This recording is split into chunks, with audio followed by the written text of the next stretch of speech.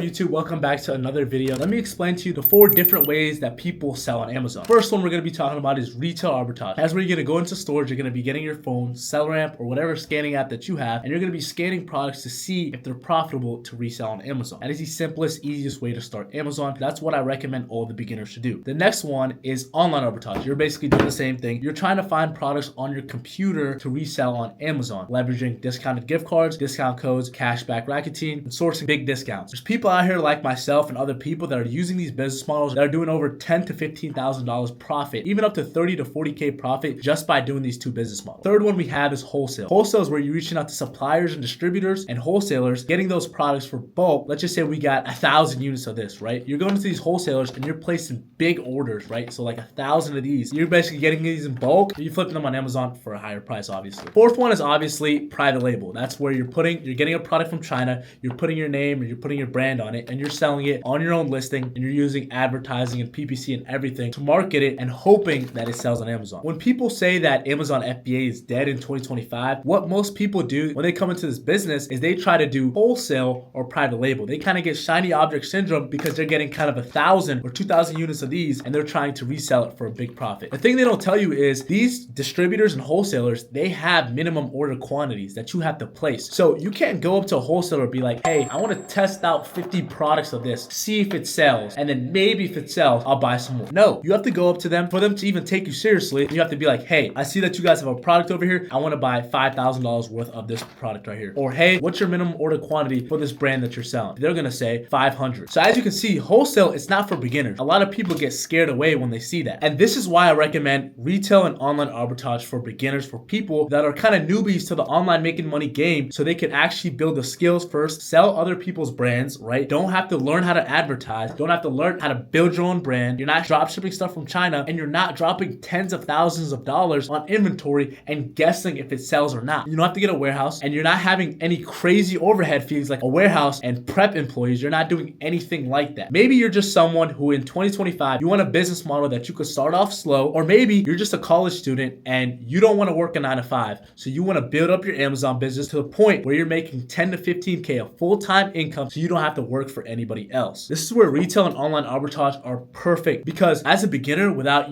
making a single dollar online, you could go to a retail store right now, find products, just start scanning for a couple hours. You could find a product and resell it the same day on Amazon, ship it out the next day, and collect your profits. It's that simple. Amazon is a dummy-proof business model. The reason why most people call it saturated or there's too many fees is that they're just not willing to put the work in and be as consistent. That's where people like me and other people are taking advantage. We're going into these stores, we're buying these products online, and we're making tens of thousands of dollars in profit because people aren't willing to do it. The number one thing I would say before you start any business model or anything like that is you just have to be consistent. Why most people probably quit Amazon in their first month or 2 starting? First, they're not getting the right information. They're binge watching YouTube videos instead of going to the stores, making the mistakes, right? Learning from those mistakes. They're watching 24 hours worth of YouTube content, watching videos like this. They're going to get all the inspiration and they're going to end up not doing anything. The first piece of advice I would give is generally take action. Go into the store, start scanning, place your first online order, right? Try to resell it, get SellRamp, get Keepa, go to the stores, start scanning, put it listed to your inventory, see if it sells. If it doesn't sell, just go return it. The 2 reasons why online businesses like Amazon, FBA, dropshipping, all that stuff will never be saturated is because there's 2 things. There's never going to be enough people that actually have the belief system to actually go all in on a business like this and put in the inputs every day and stay consistent. 80% of the people don't even believe that making money online is a thing, right? They see these people online and they say, oh, it's a scam, or they'll make any excuse to make themselves feel better and not take that jump. The second thing is people believe that,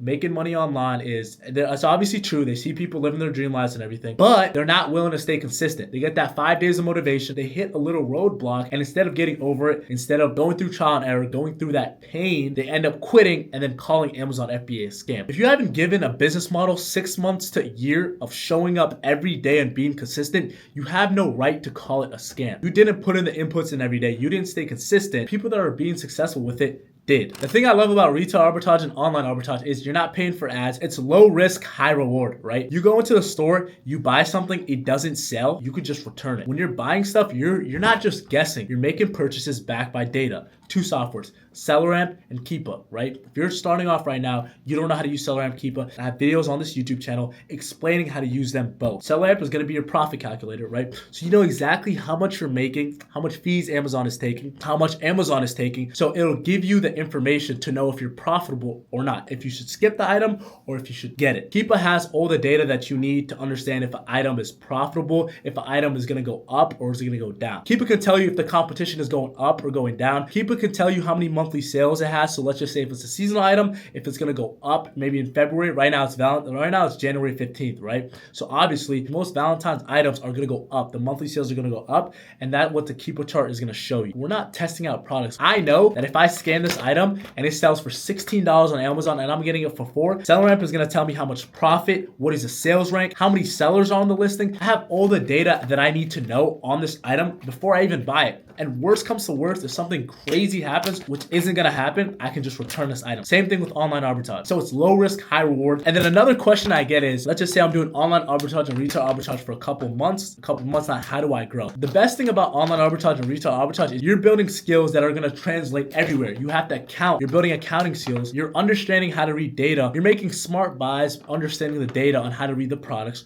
right? You're understanding how to track your numbers and everything. When you get a virtual assistant to actually source products for you, you're learning how to delegate and run it like an actual business. You've been selling other people's brands for a while, for a year or two. That is when you have the skills and the capital to actually come out with your own brand or come out with your own product. But the reason why a lot of people fail Amazon is because they're skipping this 1 to 2 year process. They're trying to go to step 10, but they haven't even completed step 1 or 2. They haven't sold a single dollar online. And that's why most people fail. So the question was, is Amazon FBA dead in 2025? I would say it's kind of the opposite. I would say it's going to peak very soon. If you haven't started making money online, or you're binge watching YouTube videos like these, right, getting the dopamine, I'm about to start, but you haven't, then I don't know what to tell you. Get started ASAP. There's thousands of people making money online, changing the trajectory of their own lives. I'm gonna go back to me. The only reason I started making money online was because I was tired of these other people, you know, getting their dream cars, getting everything they wanted, having the freedom to travel where they want, whenever they want, having the money to actually make those decisions, having something to call theirs instead of reporting to a boss or something like that. So if you feel like that, I would tell you to go ahead and just get started. Take that jump. It's not gonna be perfect at the start, but as long as you're taking steps every single day, 1% better every day, you're gonna be trending in the right direction. It could be Amazon, it could be any business model. But that's gonna be the end of the video. Hopefully you guys enjoyed. Hopefully you guys got some value from this video. If you guys did, please comment, like, subscribe. I'm gonna be dropping the Discord in the bio. If you guys want to book a one-on-one call for how to get started with Amazon FBA, I'm gonna be in the comments, and that'll be all. See you guys in the next video.